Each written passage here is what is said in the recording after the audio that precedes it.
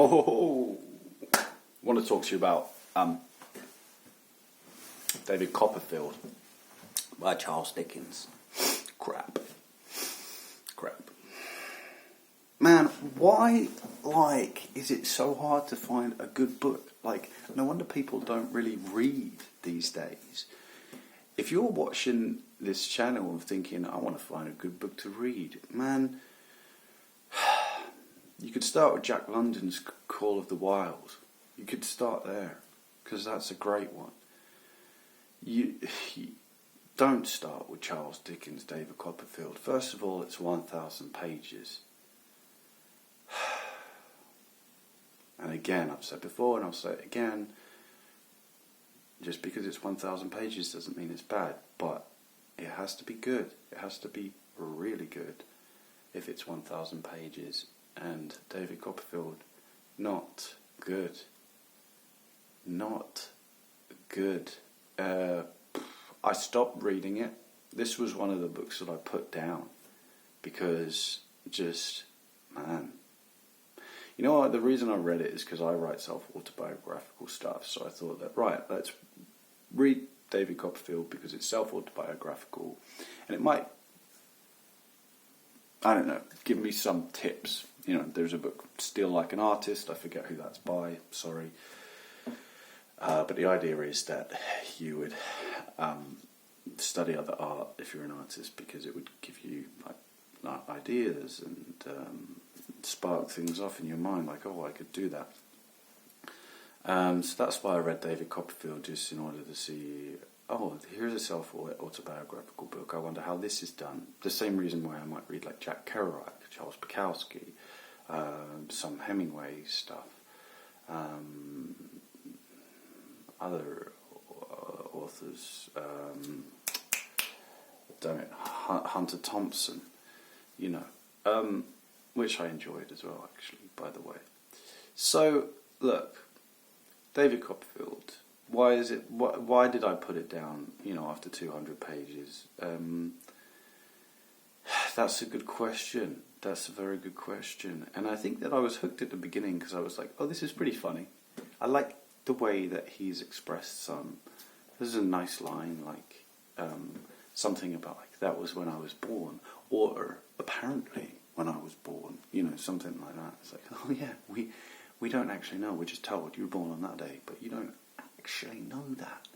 You're told, that's your birthday. You go, yep, that's my birthday. You believe it to be true, that it is your birthday the whole way through your life, but is it really?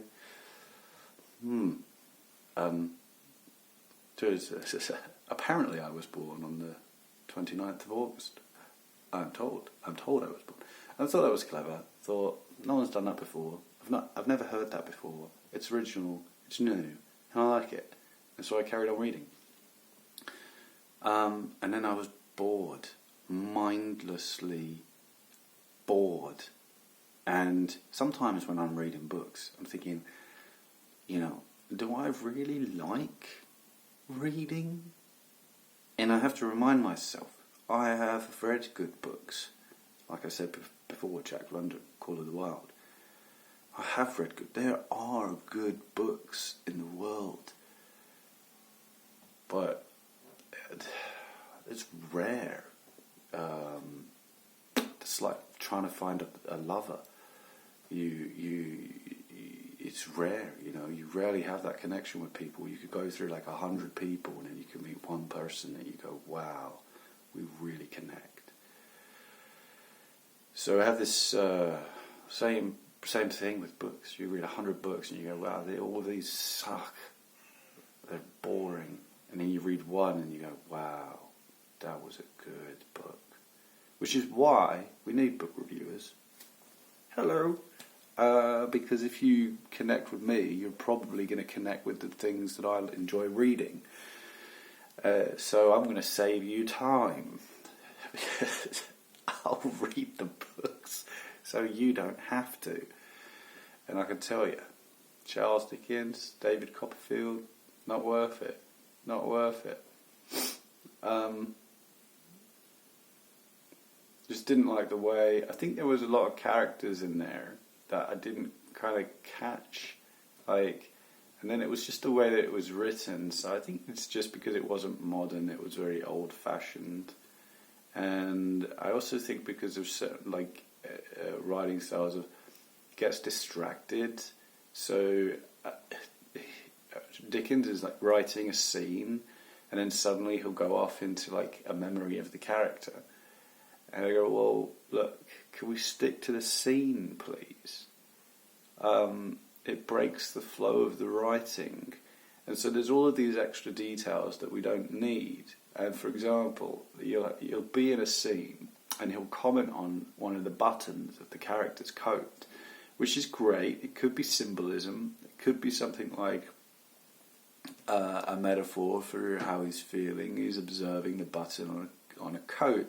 And that would be fine if he left it there. You'd go, that's a great symbol for something. Like the button sewn onto the coat resembles how he feels as, you know, like I'm making this up. It could be like he feels like attached to his family this way, as if he were a button on a coat attached to a thread. Maybe he wishes he could cut the thread and fall off the coat. Or it could mean something like that, which would be interesting symbolism.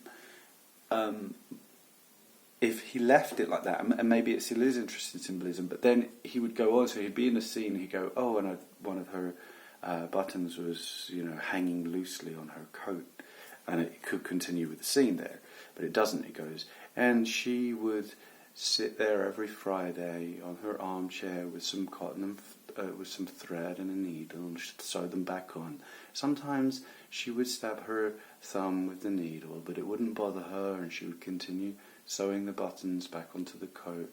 And also she sewed the buttons of her daughter's coat as well every Friday evening. While she did it, she listened to the radio, and sometimes she didn't really pay attention to what was this radio was saying. Anyway, so back into the scene. We continued to walk down the street together, and I go, look, Mr. Dickens, don't do that. Don't need it. Cut it out, right? There's this whole thing that we have. Maybe it's about modern writing. It's kill your babies. Maybe Hemingway said it, kill your babies. We write it right. And books are competing with films now. And games, which is even a hard industry to compete with, by the way. And so when you're reading it, you're in the scene, and then suddenly you have this long-winded backstory. Oh, man, I was invested in the scene, and I was following it through, and now it's been interrupted. It's like when you're doing your work, and then someone pops in your door and is like, all right, mate, how you doing? And you're like, oh, man, I was in the flow of my work. Like, you could be whatever you're doing, studying perhaps, and then someone's, hey, man, and you're like, oh, that's the feeling. I'm reading Dickens, I'm like, oh, this is a nice, enjoyable scene. Oh, what? Come on, man. Don't want this interruption, and I don't particularly need it. I would like to figure the characters out from the way that they are in a scene. I think of it more like watching a theatre production in my brain, and I want to just see the scene evolve, and I want to, oh, what's happening? Oh, he does that, she does that. Not like, oh, and by the way, here's an extra detail about the character, which she did like last year every day on Friday night. I mean, maybe if it's really important, it could come up in the conversation, in the dialogue. But to have the narrator give it, I didn't like it. So I didn't like the fact that it kept doing that, and I didn't like the fact that it was old-fashioned, and it was old-fashioned English, and that made it harder to read, and the dialogue of the characters was old-fashioned, and that made it harder to read, and something about reading about old-age London that I didn't really particularly enjoy. I'm not saying that I wouldn't enjoy an old-age London book, but I didn't enjoy that one.